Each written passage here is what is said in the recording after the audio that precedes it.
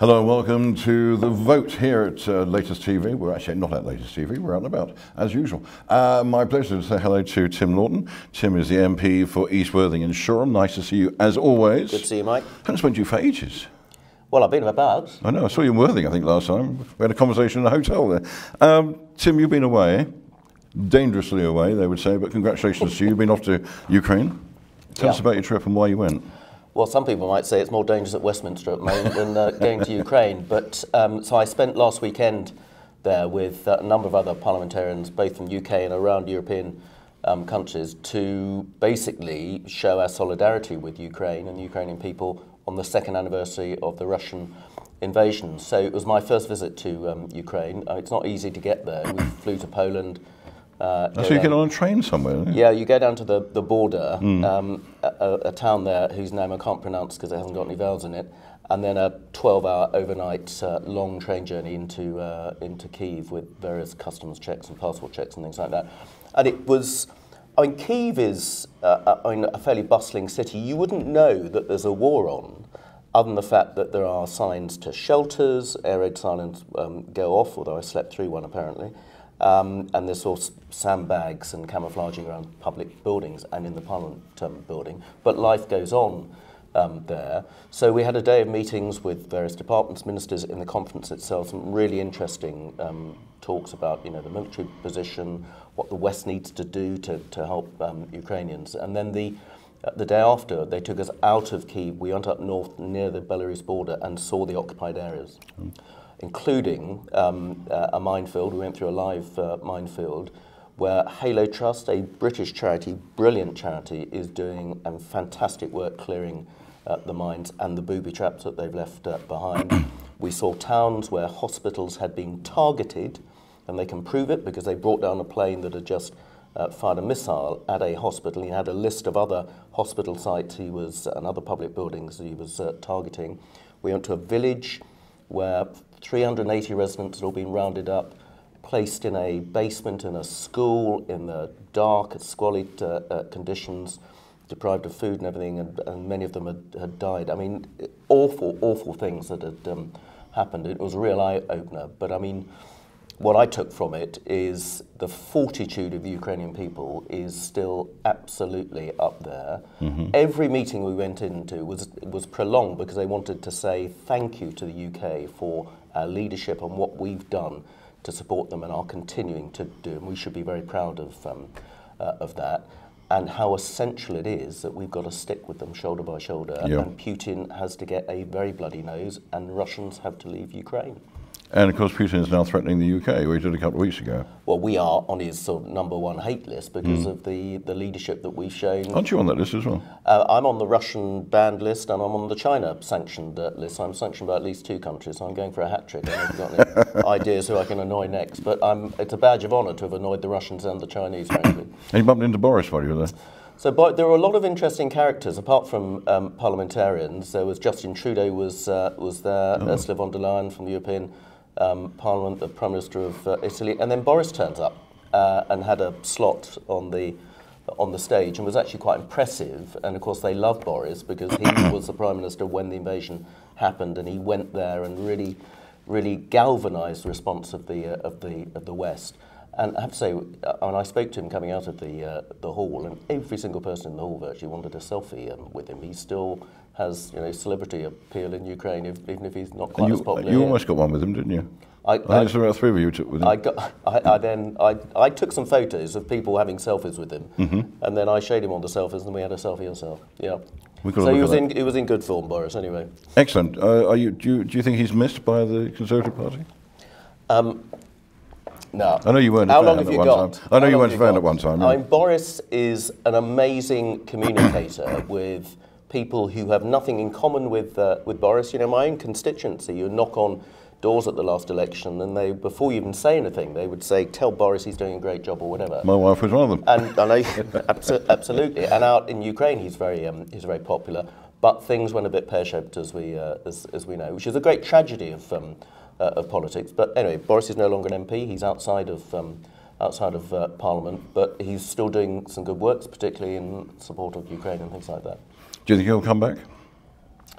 I daren't say no, because you never know with Boris. I mean, he's sort of Teflon material, but let's not get hung up on Boris. He's not in the centre of politics. Let's get hung up on George Galloway, who will be in centre of politics very soon. Stood for a party that means nothing, because really he was either standing for a Palestinian group or he was standing for a Muslim group. We've got no idea what he's standing for. What a shambles the Rochdale by-election has been for the Labour Party to have to disown their own candidate for some pretty grim anti-Semitic comments that he made. And now George Galloway, who has been a Labour MP, he's been a Respect MP for 2 different constituencies. Again, is a sort of Teflon man. He's somebody whose views are diametrically opposed to many of my views, who I knew when he was in Parliament previously. I went on a parliamentary trip to Syria with him in the early days when I became an MP. And we met ministers and all sorts of bigwigs. And they all treated him like a long-lost friend. And of course, it was him who sort of toadied up to Saddam Hussein and said, "I salute your indefatigability," which nobody can pronounce except him. And he's had some very curious bedfellows. So this is really, I mean, it's not a good result. I think it's a really bad result for Labour. He's going to cause a lot of problems for them. And of course, he is a firebrand speaker. He's a good speaker. It's just we don't like what comes out of his mouth. And then he was on Celebrity Big Brother doing his cat impressions. I mean, he's a colourful character. But very much so, yeah. Politics may have become a little bit more dangerous with him back in Parliament. I'm sure. I mean, as you know, I've worked with him for about 2 or 3 years. On the radio. On the radio, which was quite interesting. And he was a decent chap when on a one-to-one basis. Yeah. But the minute there's other people around, it's a completely different person.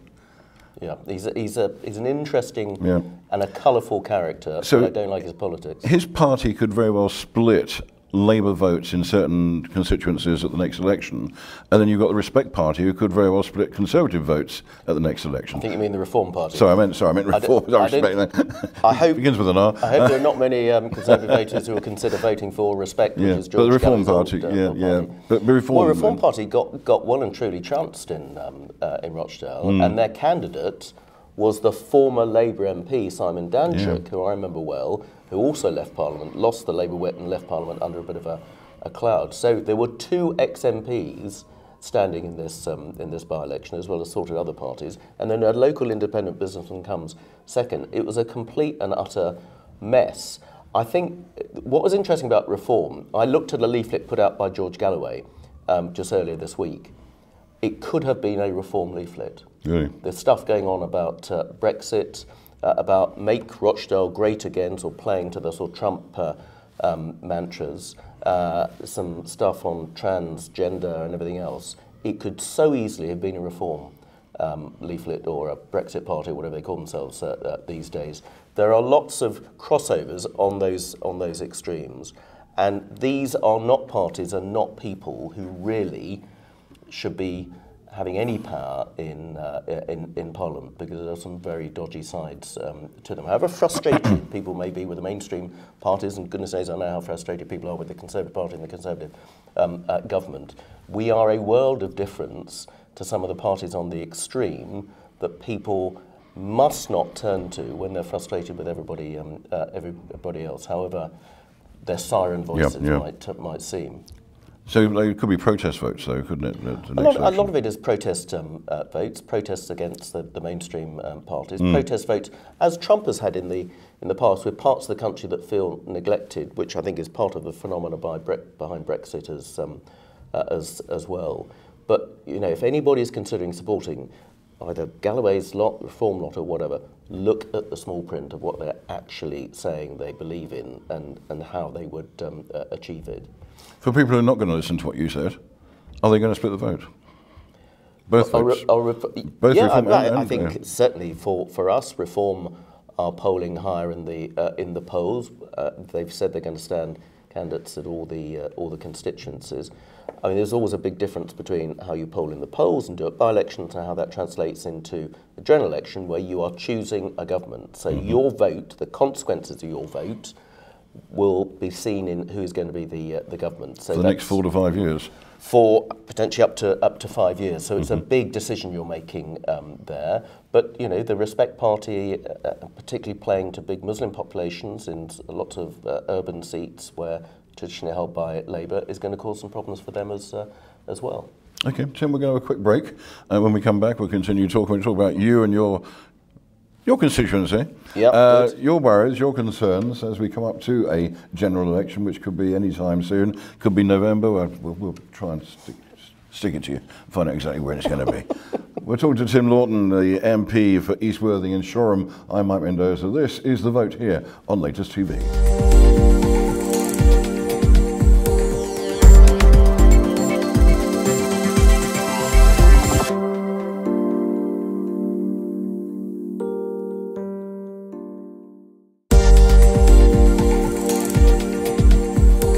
Welcome back to Latest TV's The Vote with me, Mike Mendoza, and of course Tim Loughton, the MP for East Worthing and Shoreham. Tim, are you safe in Parliament? We're hearing you could be assassinated tomorrow, if you believe all the publicity. We are well looked after, and we have a lot of armed police around in Parliament. But if you think when I was elected almost 27 years ago, anybody could freely walk into Parliament. There are no armed police around. You can go into the public gallery. It's a very different, alas, that's the way of the world. I think politics has got a bit nastier in some respects, and it's got too confrontational. I think part of that goes back to the last few years when Brexit, whatever you think of Brexit, and I voted for it, it's quite a polarising issue.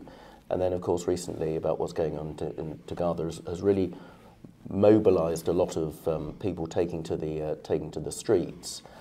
But then demonstrating outside MPs' private houses, climbing onto roofs, intimidation tactics, some of my colleagues having to wear stab vests at their surgeries. 3 MPs, female MPs, have now all got close protection officers with them. That is not on in a democracy. And we must preserve free speech, absolutely, but free speech can transgress a line when it threatens violence against people who are there to uphold free speech, as we are. And I think we just need to calm things down a bit and say we must have a respectful argument and disagreement of views. That's what democracy is all about. That must not translate then into violence and intimidation. Because it's deterring people from staying in politics or going into politics. We're losing good people, and we're discouraging good people from coming forward who could have a lot to offer by serving in Parliament. I mean, you're a very high-profile MP. You're always out and about. You're always in your constituency, so no one can ever complain about what you do and what you get up to. Yeah. But you also very public meetings you hold as well. I mean, you've got your street surgeries. That must be a worry at times. So the part of my job, which I think is most important, Mike, and actually which I most enjoy, is the public-facing bit. So every second Saturday, as you know, I'm at the Shoreham Farmers Market doing a street surgery, come rain or shine or snow. So anybody knows, if they want to come and get hold of me because they want to say, why on earth did you vote that way? Or what are you doing about the drains in my street? We've got a problem. They know they can get hold of me. I do it in Lancing, we do it in Southwick Square, we do it in Worthing. And I think that's very valuable, so nobody can complain, although they still will.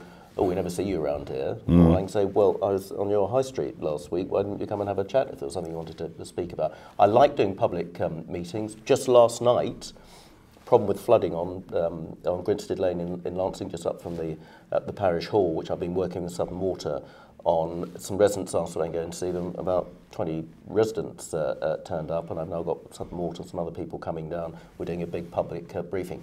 That's part of the job of an MP. I like doing that because people are entitled to have access, one, to the people they elect, but also to the people they pay the bills for, be it utility companies or other public servants. And I help to facilitate that, and I think it's the right thing to do, and I hope people notice that. Southern Water have become one of the more notorious water companies, and we've had all these sewage spills that are not justified. I mean, it's a complicated issue, because the trouble is in this country we still largely operate on Victorian drains where your sewage goes into the same drain as all the rain water, and we have heavy rainfall, and God knows we had enough recently. It overwhelms the system.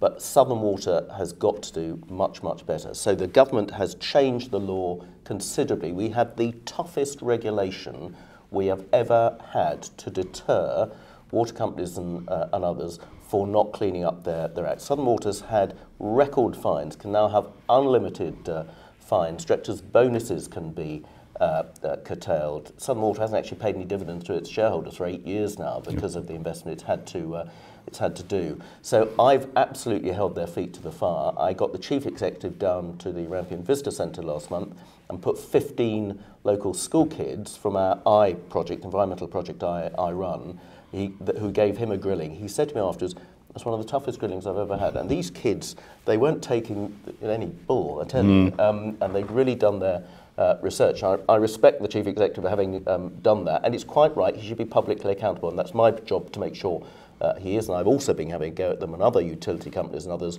for digging up the roads unnecessarily, which has caused a lot of havoc around Lancing. Oh, very much so, yeah. Recently, so that's another big campaign. And discharging into the sea as well. So yes, I mean, where they are allowed to discharge into the sea when there's very heavy rainfall, and the alternative is backing up the whole system, so it ends up coming out through your manholes and your loo and things like that, but only in limited circumstances. And the problem is where those limited circumstances aren't happening, but there's still sewage in some form going out into watercourses, sea, rivers, or whatever. And that is what has got to be cleaned up. They are cleaning it up. They need a much greater sense of urgency.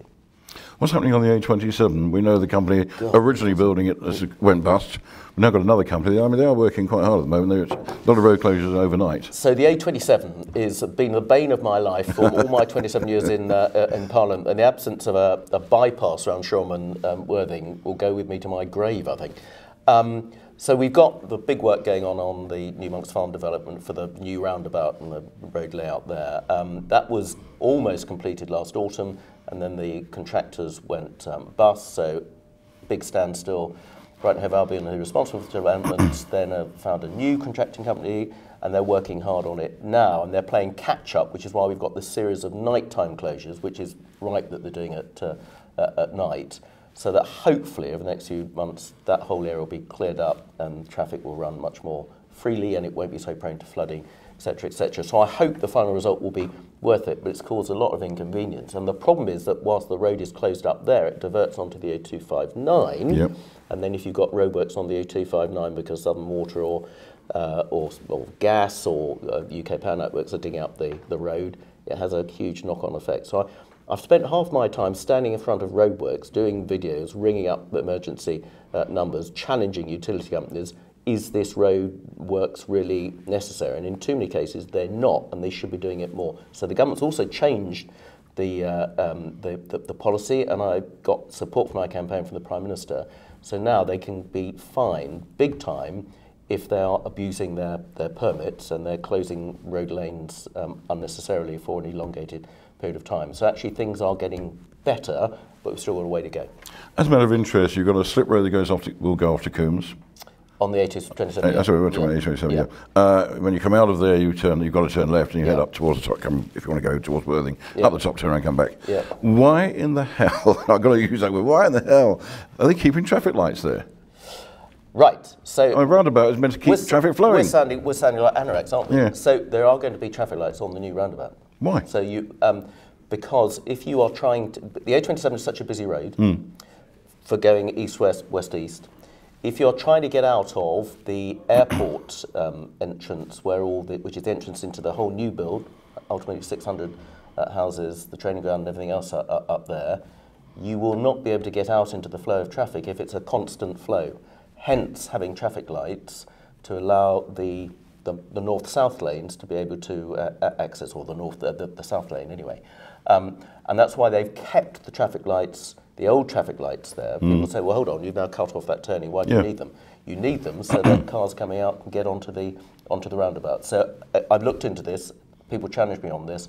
and that is the reason it's like it is. And there will be new traffic lights when the roundabout is and will they be 24-hour traffic lights, or will they be off? Well, that's a good point. Peak? And again, we've suggested, because we've got traffic lights which frankly are redundant on some roundabouts in Worthing, and I've suggested in the past, at the very least, can they be peak time only traffic lights? It happens in London. So what's the point of queuing up for ages at midnight when there aren't no other cars coming around? I don't know what the final result's going to be, but we'll see. But it will be a traffic light-led roundabout. The secret to the A27 is getting the flow of traffic working much better. That's what causes the hold-ups at all these junctions. There is some work on that roundabout as part of the new Monks Farm. I don't know how extensive that is going to be, but potentially there's a case for traffic lights there. Particularly if you're coming up Grinstead Lane in the rush hour in the morning. You'll be sat there a long time. Quite a long time. Yeah. What's your relationship with the Prime Minister? I mean, you have been seen with him locally, haven't you? I'm a big fan of Rishi. He's taken a lot of flack, mostly from stuff that he inherited, but compared to his predecessor, he is a class act. He's a smart guy. He's an absolute workaholic, and he's a decent guy as well. Some people think he's a bit too workman-like and stiff, but I'm a big fan of his, and he came down to Shoreham a few weeks ago. I got a call saying Rishi would like to come down to your constituency. We took him to Shoreham Harbour, because a lot of government money has gone into Shoreham Harbour, some really good stuff going on at Shoreham Harbour, and we took him to see the local Sea Scout sail training yacht, which was moored there, and he met some of the Sea Scouts, and he loved it. I mean, he couldn't get him off the boat, because he'd been a Cub Scout as a child, was talking to him about going to the Brownsea Island and everything. He took a real interest, and he was just really normal. And everybody thought, oh, he's actually quite a nice guy, isn't he? And I wish more people could see him like that, because he's doing a great job. Running out of time. November election? My hunch is October or November. Everybody's going on about November the 14th, which suggests it won't necessarily be November the 14th, but I think it will be autumn, my guess. But who knows? We're on alert for an election at any time. Tim Loughton's the MP for East Worthing and Shoreham. He's been our guest on The Vote today. My grateful thanks to you. Good luck in November, whenever it's going to be. I'm sure we'll talk to you before then. Well, I hope so, Mike. Yeah, it's always good to talk to you. See you soon. Thanks a lot. You've been watching The Vote here, ladies and gentlemen.